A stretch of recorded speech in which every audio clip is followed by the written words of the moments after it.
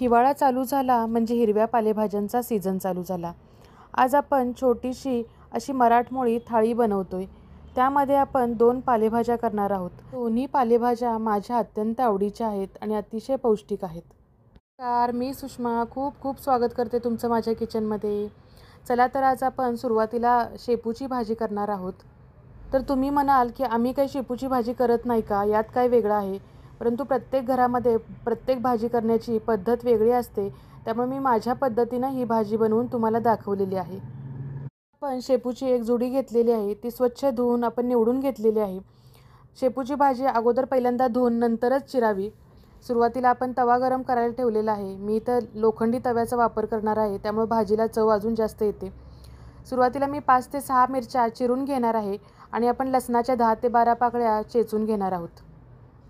तुम्ही लसूण आणि मिरची एकत्र वाटली तरी चालू शकते, परंतु माझी लहान मुलगी आहे, तिला तिखट जास्त खाता येत नाही. त्यामुळे मिरची जरी काढून टाकली तरी चालू शकते, यासाठी मी चिरून घेतलेली आहे. आता भाजी छान निवडून धुवून निथळून घेतलेली आहे. तर आता ही पालेभाजी आता आपण चिरून घेणार आहोत. बारीक चिरायची म्हणजे मग दातामध्ये अडकत नाही.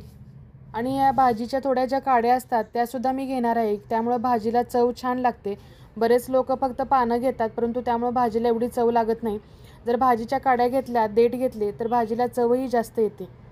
भाजी छान सगळी चिरून झाली आहे आता आपली. आता फोडणी द्यायला घेणार आहोत आपण. तवा अगोदरच तापवून घेतलेला आहे, त्यामुळे तवा अगदी छान गरम झाला आहे. अगदी 2 ते 3 चमचे आपण त्यामध्ये तेल घातले, अर्धा चमचा जिरं घातलेलं आहे आणि थोडीशी हळद घालायची. आणि सुरुवातीला कधी पालेभाजी करताना लसूण टाकायचा, म्हणजे मग काय होतं, तो थोडा छान लाल झाला की मग त्या भाजीला चव अजून जास्त येते. आणि लसूण थोडा परतून झाला की नंतर आपण वरून मिरची घालणार आहोत. इथं मी थोडे काळ्या पावट्याचे दाणे घेतलेले आहेत. कोवळा कोवळा काळा पावटा असतो तो घेतलेला आहे आणि तो आपण फोडणीमध्येच घालणार आहोत. तो छान दाताखाली आला की छान टेस्ट येते आणि फोडणीमध्ये छान तो परतून निघेल. काळा पावटा तेलामध्ये उडण्याच्या अगोदरच मी त्यावरती जी भाजी आपली चिरलेली ती घातलेली आहे, की जेणेकरून बऱ्याच वेळेला तो कधी कधी तेलामध्ये फुटतो, यासाठी आपण लगेच त्यावरती भाजी घातलेली आहे. आता ही भाजी खूप जास्त फुललेली दिसते, परंतु थोडी गरम झाली, त्याला वाफ आली की पूर्ण खाली बसून जाईल. नंतर तव्यामध्ये छान व्यवस्थित बसेल.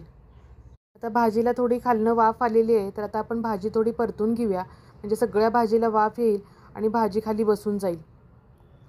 एक नम्र निवेदन करते, माझ्या चॅनलवरती नवीन असाल तर चॅनलला नक्कीच सबस्क्राईब करा आणि बेल आयकॉनला क्लिक करा, म्हणजे अशीच महाराष्ट्रीयन पारंपरिक पदार्थ तुम्हाला पाहता येतील. सुरुवातीला मी इथं मुगाची डाळ भिजत घातलेली होती. ती डाळ आता आपण त्यातलं पाणी काढून या भाजीमध्ये घालून घेणार आहोत.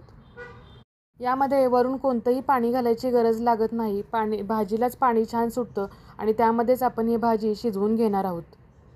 आणि डाळ घातल्यानंतरही छान आपण भाजी आता परतून घेतलेली आहे. इथं मी पाव कप शेंगदाणेही भिजत घातलेले होते. ते शेंगदाणे, अख्खे शेंगदाणे आपण या भाजीमध्ये घालणार आहोत. या शेंगदाण्याची टेस्ट ही खूप सुंदर लागते. कधी तुम्ही शेपूच्या भाजीमध्ये असे शेंगदाणे भिजवून घाला, खूप छान टेस्ट येते. भाजीची टेस्ट आणि शेंगदाण्याची टेस्ट खूप छान टेस्ट लागते. एकदा ट्राय करून पहा, खूप सुंदर भाजी होते. आता या सगळ्या भाजीला छान वाफ आलेली आहे, तर आता आपण वरून चवीनुसार मीठ घालणार आहोत. पालेभाजीला कधीही सुरुवातीला मीठ घालायचं नाही. ज्यावेळेला भाजी पूर्ण खाली बसते त्याच वेळेला मीठ घालावं, की जेणेकरून आपल्याला मिठाचा अंदाज येतो. जर तुम्ही अगोदर मीठ घातलं तर तुम्हाला अंदाज येणार नाही, कारण खूप जास्त भाजी वाटते त्यावेळेला. त्यामुळे ज्यावेळेला भाजी पूर्ण खाली बसते, वाफ येते, त्याच वेळेला आपण मीठ घातलेलं आहे. वरून थोडंसं आपण झाकण ठेवून 1-2 वाफ काढून घेणार आहोत. वाफेवरतीच ही भाजी छान शिजून देणार आहोत. इथं पाहू शकताय, आपण वरून अजिबात पाणी नाही घातलं तरीही भाजीला किती पाणी सुटलेलं आहे. त्याच पाण्यामध्ये आपली डाळ, शेंगदाणे आणि ते काळे पावटे छान शिजणार आहेत. आणि असं म्हणतात की पालेभाज्या खूप जास्त शिजवायच्या नसतात, त्यातले पोषक द्रव्ये निघून जातात. त्यामुळे आपण फक्त यातलं पाणी आटेपर्यंतच आपण ही भाजी शिजवून घेणार आहोत. भाजीतलं पाणी पूर्ण ड्राय होईपर्यंत आपण भाजी दुसऱ्या गॅसवर कमी करून ठेवलेलं आहे. तोपर्यंत मी भाकरी करणार आहे इकडं दुसऱ्या गॅसवर. इथं मी ज्वारीच्या भाकरी करणार आहे. भाकरीबरोबरच ही भाजी छान लागते. इथं पाहिलं असेल तुम्ही, एका साईडला मी भाजी ठेवलेली आहे आणि दुसऱ्या साईडला मी भाकरी करत आहे.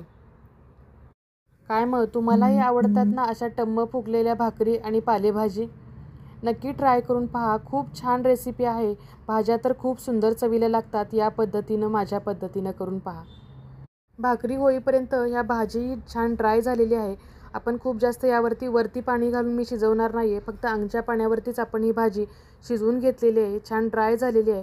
तर आता आपण एखाद्या भांड्यामध्ये काढून ठेवूया. कमेंटमध्ये नक्की सांगा तुम्ही शेपूची भाजी कोणत्या पद्धतीने बनवता ते. तयार आहे आपली झणझणीत अशी शेपूची मराठमोळी भाजी. तर आपण तव्यातून काढून घेऊया आणि दुसरी भाजी आपण याच तव्यामध्ये करणार आहोत. दुसरी पालेभाजी आहे ती मेथीची आहे. मेथीची भाजी बऱ्याच पद्धतीने केली जाते, पण मी माझ्या पद्धतीनं तुम्हाला दाखवलेली आहे. ही पातळीही करतात आणि सुकीही करतात, लसणातलीही करतात आणि डाळीतलीही करतात. तर आज तुम्हाला माझ्या पद्धतीनं दाखवते. इथं आपण लसणाच्या पाकळ्या 10 ते 12 कुटून घेतलेल्या आहेत. भाजी निवडून घेतलेली आहे. ही भाजी मी चिरत नाही, कारण चिरली तर ती कडू होते. तवा छान चरचरीत असा गरम करून घेतला, त्यामध्ये अगदी 2 चमचे आपण तेल घातलं आणि या लसणाच्या पाकळ्या कुटलेल्या आपण यामध्ये घातलेल्या आहेत. मेथीची भाजी करताना लसूण चांगला चरचरीत लाल झाल्यानंतर मगच वरून आपण मिरची घालायची आहे आणि मग त्यामध्ये मी एक बारीक चिरलेला कांदा घातलेला आहे. कांदाही छान लाल होईपर्यंत आपण परतून घेणार आहोत, म्हणजे मग आपल्या भाजीला खूप छान टेस्ट येईल. मेथीची भाजी बनवायचे बरेच प्रकार आहेत. खरं तर मेथीचं पिठलं, मेथीचं आता नवीन नवीन प्रकार भरपूर आलेले आहेत. मटर मेथी मलाई हेही पदार्थ भरपूर आहेत, परंतु अशी मराठमोळी भाजीच खूप टेस्टी लागते. कांदा छान परतल्यानंतर आपण त्यामध्ये अर्धा चमचा हळद घातलेली आहे. प्रत्येक पालेभाजीमध्ये हळद थोडीशी घालावी, कारण की ती अँटीसेप्टिक असते आणि चवही छान येते. त्यावरती आपण जी भाजी निवडून धुवून घेतलेली आहे ती आपण घालणार आहोत.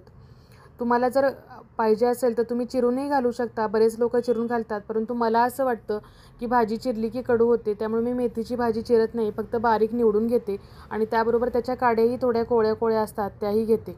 मध्ये आपण मुगाची डाळ भिजत घातली होती ती आपण घालणार आहोत. तुम्ही बरेच लोक तुरीचीही घालू शकतात, काही लोक मसूरचीही घालतात.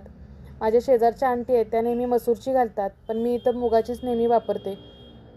मुगाची डाळ व्यवस्थित शिजते, मसूरची खूप जास्त शिजली जाते आणि तुरीची डाळ लवकर शिजत नाही आणि भाजीच लवकर शिजली जाते. त्यामुळं मुगाची डाळ मला तरी परफेक्ट वाटतं.